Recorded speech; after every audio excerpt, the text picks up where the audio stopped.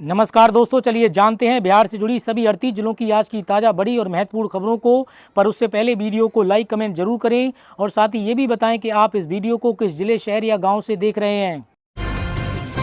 प्रधानमंत्री किसान सम्मान निधि योजना की 20वीं किस्त से पहले सरकार ने जारी की जरूरी सूचना। अब 4 महीने का अंतराल खत्म होने के बाद लोगों को 20वीं किस्त का इंतजार है और इसी बात का फायदा उठाते हुए अफवाह फैलाकर लोगों को लूटा जा रहा है।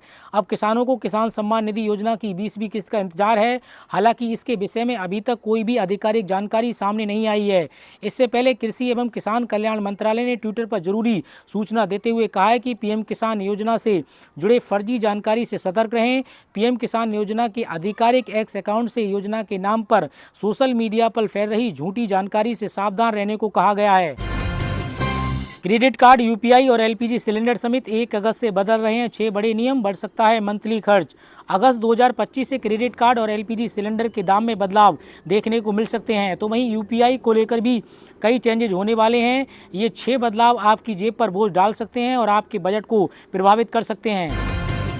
बिहार में 65 लाख वोटर के मतदाता सूची से कटेंगे नाम। एसआईआर में अब तक 99.80% वोटर्स कवर। बिहार में जारी वोटर लिस्ट रिवीजन के तहत करीब 65.2 लाख वोटर के नाम मतदाता सूची से हट सकते हैं। इसमें वो मतदाता शामिल हैं जो दिवंगत हो चुके हैं अथवा अस्थायी रूप से कहीं और पलायन कर चुके हैं या फिर एक से ज़्यादा जगह पर नामांकित हैं। वोटर लिस्ट में करीब 22 लाख मतदाता मृत मिले हैं। करीब 7 लाख वोटर का नाम एक से ज़्यादा जगह पर मिला है।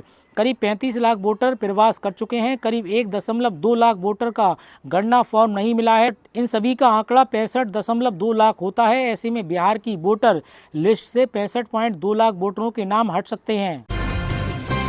1 अगस्त 2025 से लागू होगी पीएम विकसित भारत रोजगार योजना। 3.5 करोड़ लोगों को मिलेगी नौकरी। श्रम मंत्रालय के अनुसार पीएम विकसित भारत रोजगार योजना 1 अगस्त 2025 से शुरू होगी। इस योजना का उद्देश्य देश में रोजगार को बढ़ावा देना है। सरकार इस योजना पर 2 वर्ष में 99,446 करोड़ रुपए खर्च करेगी, जिसमें 3.5 करोड़ से अधिक नौकरियां पैदा होने की उम्मीद है। बिहार में 13 लाख कर्मचारियों के लिए खुशखबरी। सरकार ने चुनाव से पहले लिया अहम फैसला। बिहार के लगभग 13 लाख सरकारी कर्मचारियों की सेवा पुस्तिका अब ऑनलाइन हो गई है। मुख्य सचिव अमृतलाल मीणा ने इसके लिए एक एंड्रॉयड ऐप लॉन्च किया है। कर्मचारी अब छुट्टी के लिए आवेदन, सेवा से जुड़े दावे और सर्विस बुक भी की जानकारी भी आसानी से प्राप्त कर सकेंगे। इसके साथ ही लोक सेवाओं के अधिकारी के तहत ऑनलाइन अपील और रिव्यू पोर्टल भी शुरू कर दिया गया है। पीएनबी खाता धारक 8 अगस्त तक ई-केवाईसी करा ले। नहीं कराने पर खाते से लेन देन करने में आ सकती है परेशानी। अगर आपका अकाउंट पंजाब नेशनल बैंक में है तो जल्द ई-केवाईसी करा लें। ऐसा नहीं कराने पर आपके खाते से ट्रांजैक्शन यानी लेन देन करने में परेशानी का सामना करना पड़ सकता है। बैंक ने अकाउंट्स होल्डर्स को 8 अगस्त तक अपना ई-केवाईसी कराने को कहा है। पंजाब नेशनल बैंक के अनुसार ऐसे अकाउंट्स होल्डर जिन्होंने 30 जून तक अपनी ई-केवाईसी अपडेट नहीं कराई है, उन्हें ई-केवाईसी अपडेट कराना है। बैंक ऐसे कस्टमर्स के रजिस्टर्ड मोबाइल नंबर पर एसएमएस के जरिए सूचना दे रहा है। इसके अलावा बैंक ने माइक्रो ब्लॉगिंग साइट एक्स पर भी इसकी जानकारी साझा की है। बिहार के गया में होमगार्ड भर्ती की दौड़ के बीच बेहोश हुई महिला के साथ एम्बुलेंस में गैंगरेप की घटना सामने आई है। पुलिस ने दोनों आरोपियों को गिरफ्तार कर लिया है और जांच शुरू कर दी है। घटना गया के बोधगया थाना क्षेत्र की है। यहाँ बीएमपी 3 परेड ग्राउंड में होमगार्ड की भर्ती प्रक्रिया चल रही है। होमगार्ड भर्ती के लिए एक महिला दौड़ में भाग लेने आई थी। दौड़ के दौरान महिला अभ्यर्थी बेहोश होकर गिर गई। उसे घटनास्थल पर तैनात एम्बुलेंस के जरिए इलाज के लिए अस्पताल ले जाया गया था। बिहार में पत्रकारों की पेंशन राशि बढ़ाने का ऐलान। अब मिलेगी इतनी राशि। आश्रितों के लिए भी बड़ी घोषणा। बिहार में विधानसभा चुनाव से पहले नीतीश कुमार लगातार नई घोषणाएं लेकर आ रहे हैं। इसी बीच अब उन्होंने बिहार के पात्र पत्रकारों को लेकर बड़ा ऐलान किया है। नीतीश कुमार ने बिहार के पात्र पत्रकारों की पेंशन राशि को बढ़ाने का ऐलान किया है। उन्होंने एक्स पर एक पोस्ट में कहा कि अब पात्र पत्रकारों को पेंशन के रूप में 6,000 रुपये की जगह अब 15,000 रुपये प्रदान किए जाएंगे। इसके साथ ही उनकी मृत्यु के उपरांत आश्रितों को मिलने वाली पेंशन राशि में भी बढ़ोतरी का ऐलान किया गया है। नीतीश कुमार ने कहा कि इस संबंध में विभाग को निर्देश जारी कर दिए गए हैं। अपडेट नहीं कराने पर बंद हो सकता है आधार कार्ड। 5 साल की उम्र के बाद फिंगरप्रिंट फोटो लगवाना जरूरी, जाने किस उम्र तक फ्री होगा अपडेट। अगर आपके बच्चे की उम्र 5 साल हो चुकी है तो उसके आधार कार्ड की बायोमेट्रिक डिटेल्स, उंगलियों के निशान, आंखों की स्क्रीनिंग और फोटो अपडेट कराना जरूरी है। UIDAI यानी unique identification authority of India के मुताबिक 7 साल की उम्र के बाद बायोमेट्रिक अपडेट नहीं करवाई गई है तो बच्चे का आधार नंबर डीएक्टिवेट हो सकता है। ई श्रम कार्ड धारकों के लिए घर बैठे मिलेगा काम। अगस्त 2025 से पहले करें आवेदन, युवाओं के लिए सुनहरा मौका। ई श्रम कार्ड धारकों के लिए घर बैठे रोजगार का मौका। अगस्त 2025 से पहले आवेदन करें। ई श्रम कार्ड रखने वाले युवाओं और मजदूरों के लिए सरकार ने अगस्त 2025 में नई वर्क होम योजना की घोषणा की है। इसके तहत 10वीं और 12वीं पास छात्रों को रोजगार, युवाओं को घर बैठे काम करने का मौका मिलेगा, जिससे हर महीने 15,000 रुपये से 25,000 तक की कमाई की जा सकती है। ये योजना खासकर उन लोगों के लिए है जो कहीं बाहर जाकर काम नहीं कर सकते और घर पर रहकर रोजगार पाना चाहते हैं। योजना में आवेदन करना बिल्कुल मुफ्त है और चयन के बाद युवाओं को सरकार द्वारा काम और ट्रेनिंग दी जाएगी। अररिया में ATM काटने की कोशिश, SBI कंट्रोल रूम की सूचना के बावजूद पुलिस चोरी को नहीं पकड़ पाई। बिहार के अररिया जिले में एक हैरान कर देने वाला मामला सामने आया, जहां भारतीय स्टेट बैंक यानी SBI के कंट्रोल रूम से समय पर अलर्ट मिलने के बावजूद पुलिस ATM के चोरों को पकड़ने में नाकाम रही। चोरों ने गैस कटर से SBI के एक ATM को काटने का प्रयास किया, लेकिन पुलिस के पहुंचने से पहले ही फरार हो गए। बिहार में सरकारी शिक्षक हो सकते हैं इधर से उधर, सभी जिलों तक पहुंच गए नए निर्देश। बिहार सरकार ने राज्य के सभी सरकारी स्कूलों में शिक्षकों की तैनाती को लेकर नए दिशा निर्देश जारी किए हैं। अब हर प्राथमिक विद्यालयों में कम से कम 3 और मध्य विद्यालय में 8 शिक्षक होंगे।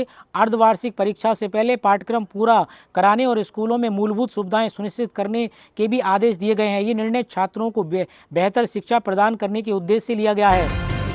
बीजेपी छोड़कर आरजेडी ज्वाइन कर सकते हैं पूर्व मंत्री बृजकिशोर बिंद। कैमूर जिले में बिहार विधानसभा चुनाव की तैयारियां जोरों पर हैं। अलग अलग पार्टियों के नेता टिकट पाने के लिए हर मुमकिन कोशिश कर रहे हैं। चैनपुर विधानसभा सीट पर सबकी निगाहें हैं। यहां से बसपा से जीतकर जेडीयू में शामिल हुए मंत्री मोहम्मद जमा खान और बीजेपी के पूर्व मंत्री बृजकिशोर बिंद के बीच मुकाबला होने की चर्चा है। अटकलें हैं कि बृजकिशोर बिंद आरजेडी से टिकट पाने की कोशिश कर रहे हैं। एनडीए से मोहम्मद जमा खान चुनाव लड़ने की बात सामने आने के बाद बृजकिशोर बिंद राजनीतिक भविष्य पर सवाल उठ रहे हैं। क्या उन्हें एनडीए गठबंधन से मौका मिलेगा या नहीं, ये देखना काफी दिलचस्प होगा। लालू यादव की टीम में शामिल हुई बिहार की पूर्व सीएम राबड़ी देवी। बिहार विधानसभा चुनाव 2025 की सरगर्मी के बीच राष्ट्रीय जनता दल यानी आरजेडी ने अपनी राष्ट्रीय कार्यकारिणी का पुनर्गठन कर सियासी हलकों में नई चर्चा छेड़ दी है। पार्टी सुप्रीमो लालू प्रसाद यादव ने इस बार जातीय संतुलन, पारिवारिक समीकरण और भौगोलिक विस्तार को केंद्र में रखते हुए एक संतुलित और रणनीतिक टीम की घोषणा की है। पुनर्गठन में पूर्व सीएम राबड़ी देवी समेत 4 अन्य लोगों को उपाध्यक्ष बनाया गया है।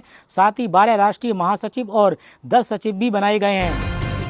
भूमि लेकर नौकरी, अदालत का प्राथमिकी रद्द करने की लालू प्रसाद यादव की याचिका पर जल्द सुनवाई से इनकार। दिल्ली उच्चतम न्यायालय ने बिहार के पूर्व मुख्यमंत्री और राष्ट्रीय जनता दल के सुप्रीमो लालू प्रसाद यादव की भूमि लेकर नौकरी देने के मामले में सीबीआई और प्राथमिकी रद्द करने का आग्रह करने वाली उनकी याचिका पर जल्द सुनवाई संबंधी आवेदन को खारिज कर दिया है। न्यायमूर्ति रविंद्र डडेजा ने 24 जुलाई को कहा कि 12 अगस्त को सुनवाई की निर्धारित तिथि अब बहुत लंबी नहीं है। पीएम आवास दिलाने के नाम पर धोखाधड़ी से रहें सावधान, जालसाजों की संपत्ति होगी जब्त। बिहार के सारण में प्रधानमंत्री आवास योजना के नाम पर महिलाओं से ठगी करने वाले 2 जालसाजों की संपत्ति जब्त होगी। पुलिस अधीक्षक ने बताया कि ये जालसाज महिलाओं को आवास योजना का लालच देकर उनके सोने के आभूषण उतरवा लेते हैं और फरार हो जाते हैं। पुलिस ने उनके पास से सोना, चांदी और नकदी बरामद की है। पुलिस ने महिलाओं से ऐसे जालसाजों से सतर्क रहने की अपील की है। कांग्रेस पार्टी हारने के बाद सिर्फ आरोप लगाती है, शहनवाज हुसैन। लोकसभा के नेता प्रतिपक्ष राहुल गांधी ने भारतीय जनता पार्टी पर वोट चोरी करने का आरोप लगाया है। पूर्व केंद्रीय मंत्री एवं भाजपा नेता शहनवाज हुसैन ने शुक्रवार को राहुल गांधी पर पलटवार करते हुए कहा कि जब से वे जीते हैं तब से उनके लिए सब ठीक रहता है और जब हारते हैं तो सिर्फ आरोप लगाते हैं। ईओयू की संजीव मुखिया समेत 4 पर कार्रवाई, ईडी को भेजा संपत्ति जब्त करने का प्रस्ताव।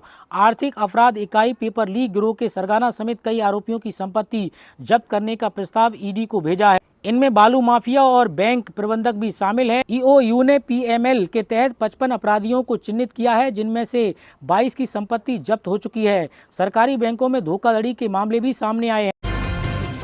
बीएसएफ कांस्टेबल के 3,588 पदों पर भर्ती। बॉर्डर सिक्योरिटी फोर्स यानी बीएसएफ ने कांस्टेबल ट्रेडमैन के 3,588 पदों पर भर्ती निकाली है। 18 से 25 साल तक के आईटीआई डिप्लोमा होल्डर्स 25 अगस्त तक इसके लिए अप्लाई कर सकते हैं। सेलेक्टेड कैंडिडेट को 21,700 रुपये से 69,100 रुपये प्रतिमाह सैलरी दी जाएगी। कैंडिडेट इसकी ऑफिशियल वेबसाइट पर जाकर आवेदन कर सकते हैं। विपक्ष में बिहार विधानसभा चुनाव के बहिष्कार की हिम्मत नहीं, चिराग पासवान। केंद्रीय मंत्री और लोजपा के राष्ट्रीय अध्यक्ष चिराग पासवान ने कहा कि विपक्ष में बिहार विधानसभा चुनाव का बहिष्कार करने की हिम्मत नहीं है। विपक्ष सत्ता का भूखा है। उन्होंने कहा कि मतदाता सूची में विशेष गहन पुनरीक्षण के माध्यम से ये सुनिश्चित किया जा रहा है कि किसी मतदाता के साथ अन्याय ना हो और किसी भी घुसपैठियों को वोट का अधिकार ना मिले। जहाँ तक धांधली की बात है, तो आपके कार्यकर्ता क्या कर रहे हैं? अपने कार्यकर्ताओं के माध्यम से ये सुनिश्चित करें कि कहीं कोई धांधली नहीं है, लेकिन विपक्षी पार्टी के कार्यकर्ता जमीन पर उतरना ही नहीं चाहते। इमरजेंसी ट्रेन टिकट के लिए एक दिन पहले करना होगा आवेदन। रेलवे ने इमरजेंसी कोटा के नियम बदले, रेलवे ने लागू किया नियम। भारतीय रेलवे इमरजेंसी कोटा ईक्यू में टिकट बुकिंग के नियम में बदलाव किया है। अब यात्रियों को इमरजेंसी टिकट के लिए यात्रा के एक दिन पहले आवेदन करना होगा। यात्रा के दिन किए गए आवेदन अब स्वीकार नहीं किए जाएंगे। ये नियम आज से लागू हो गया है। रेलवे बोर्ड ने बताया कि ये बदलाव चार्ट तैयार करने के प्रोसेस को आसान बनाने और टिकट की कालाबाजारी को रोकने के लिए किया गया है। चिराग पासवान को दुख, जीतन राम मांझी को गर्व। नीतीश सरकार पर फिर भिड़े नरेंद्र मोदी के 2 मंत्री। बिहार की कानून व्यवस्था पर चिराग पासवान के बयान पर एनडीए में घमासान मचा है। दरअसल बिहार में हो रही आपराधिक घटनाओं पर नरेंद्र मोदी सरकार के 2 मंत्री आपस में ही भिड़ते दिख रहे हैं। खाद्य प्रसंस्करण मंत्री और लोजपा आरबी के प्रमुख चिराग पासवान ने शनिवार को बिहार की विधि व्यवस्था पर सवाल उठाते हुए कहा कि मुझे दुख है कि मैं सरकार का समर्थन कर रहा हूं।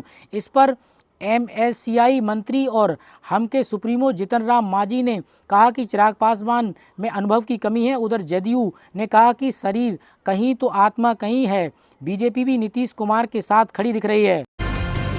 बिहार से जुड़े झारखंड राज्य से एक बड़ी खबर सामने निकल कर आ रही है। डेडलाइन खत्म, धनबाद में 5 लाख राशन कार्ड धारियों पर मंडरा रहा है खतरा। धनबाद में राष्ट्रीय खाद्य सुरक्षा अधिनियम के तहत 5 लाख राशन कार्ड धारकों ने ई-केवाईसी नहीं करवाई है, जिससे उनके राशन कार्ड रद्द होने की संभावना है। जिले में 18 लाख राशन कार्ड धारकों में से केवल 13 लाख ने ही ई-केवाईसी कराया है। अंतिम तिथि बीत जाने के बाद भी केंद्र सरकार ने समय सीमा नहीं बढ़ाई है। राष्ट्रीय खाद्य सुरक्षा अधिनियम के तहत केंद्र सरकार की ओर से सभी राशन कार्ड धारियों को ई-केवाईसी कराने का आदेश दिया था। ई-केवाईसी कराने के लिए सरकार की ओर से 30 जून अंतिम तिथि निर्धारित किया गया था। समय समाप्त होने के बाद धनबाद जिले में अभी 5 लाख राशन कार्ड धारियों ने अब तक ई-केवाईसी नहीं कराया है। इस कारण अब तक इन सभी के राशन कार्ड रद्द किए जाने के कगार पर हैं। तो दोस्तों, बिहार से जुड़ी आज की खबरों में इतना ही। और अधिक खबरें जानने के लिए आप जुड़े रहिए बिहार न्यूज 92 के